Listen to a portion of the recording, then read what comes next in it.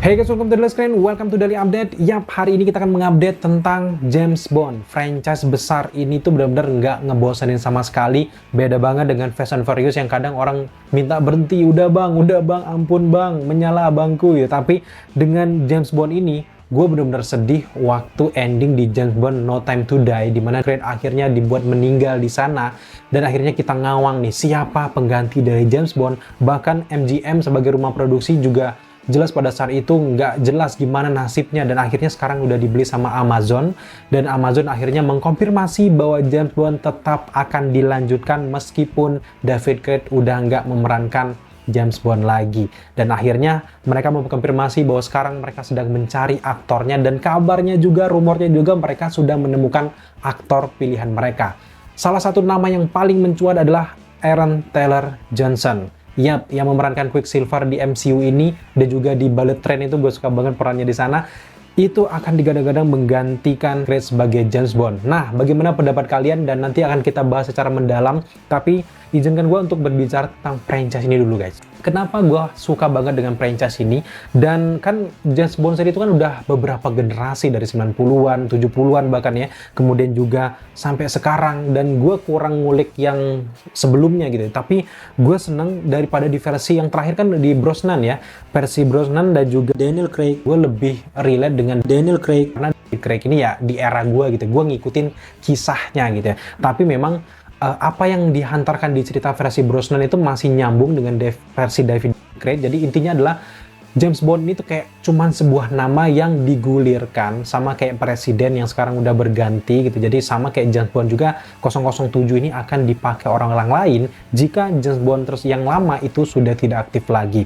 Kita tahu sendiri bahwa di ending dari No Time to Die itu adalah salah satu ending film, lebih tepatnya detektif dan juga action terbaik yang gue suka banget, karena endingnya itu nggak dibuat berdarah-darah.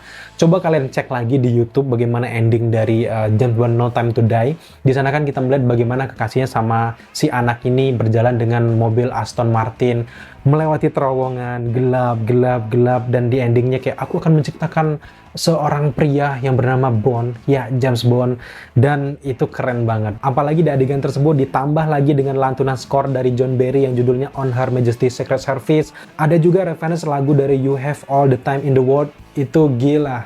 Itu adalah salah satu ending terbaik.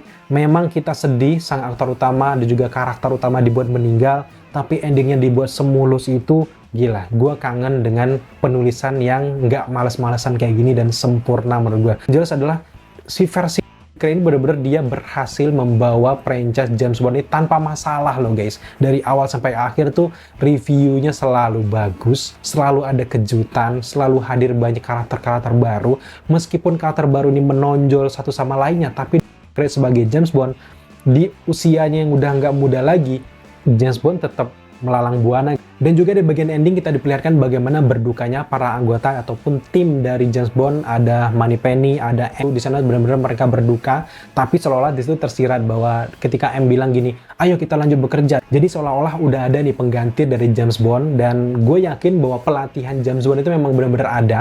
Dan ketika si James Bond utama ini meninggal, maka orang-orang yang udah dilatih itu akan menggantikan sosok James Bond, karena organisasi ini harus terus berjalan untuk melindungi negara mereka gitu. Jadi kayak wow, ini makin menarik gitu ya. Gue seneng banget dengan kabar kalau Aaron Taylor Johnson akan menggantikan James Bond. Tapi sebelum kabar ini mencuat, sebenarnya ada dua kandidat aktor kelas A yang digadang-gadang akan menggantikan James Bond, yaitu Idris Elba. Kemudian yang kedua ada Tom Hardy. Tom Hardy kan di Venom.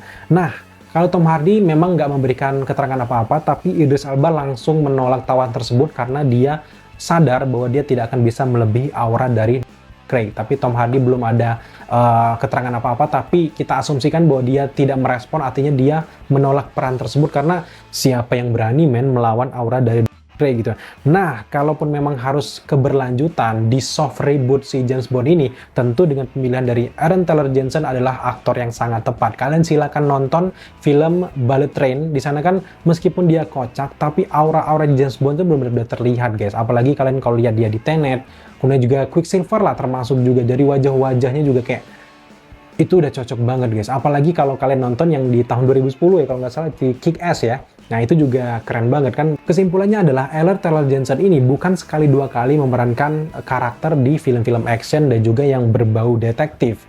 Jadi, dengan wajahnya seperti itu, nggak terlalu melekat dengan karakter-karakter tertentu. Nggak tahu ya, setelah nanti Kraven the Hunter rilis, apakah dia lengket dengan karakter Kraven? Gue duga sih nggak terlalu lengket, jadi masih bisa lah mereka membranding Ella Taylor-Johnson ini sebagai James Bond. Kita lihat wajahnya Ella Taylor-Johnson yang lihat James Bond.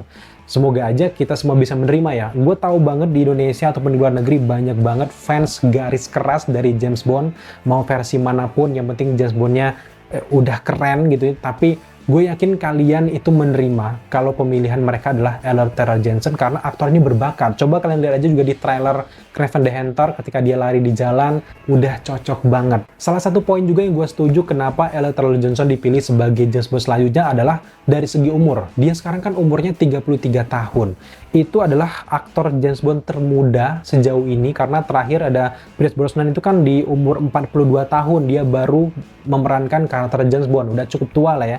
Kemudian juga dia sendiri dari umur 38 ya, kalau nggak salah 38 dia tuh udah mulai memerankan James Bond. Jadi usianya tuh pendek. Kita bener-bener masih sangat suka dengan dia, tiba-tiba dia udah nggak menyanggupi lagi nih karakter James Bond karena dia udah lelah lah dengan aksi-aksi kayak gitu. Jadi berhenti nih. Kalau Ella Taylor-Johnson direkrut di umur 32 tahun, artinya dia punya spare panjang banget untuk memerankan James Bond, guys. Nah, sejauh ini bagaimana menurut kalian dengan update ini? Untuk segi cerita, sejauh ini memang kita belum tahu bocoran secara resmi gimana ceritanya. Ya, kemungkinan akan di soft reboot, kita akan melihat keberlanjutan dari aksi, dan juga mungkin dia balas dendam dengan kematian dari James Bond yang sebelumnya, itu versi Creed.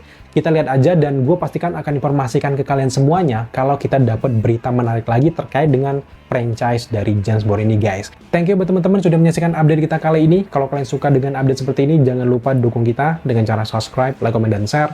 Serta jangan lupa juga untuk nyalakan notifikasi agar kalian mengetahui apabila kita mengupload video setiap harinya.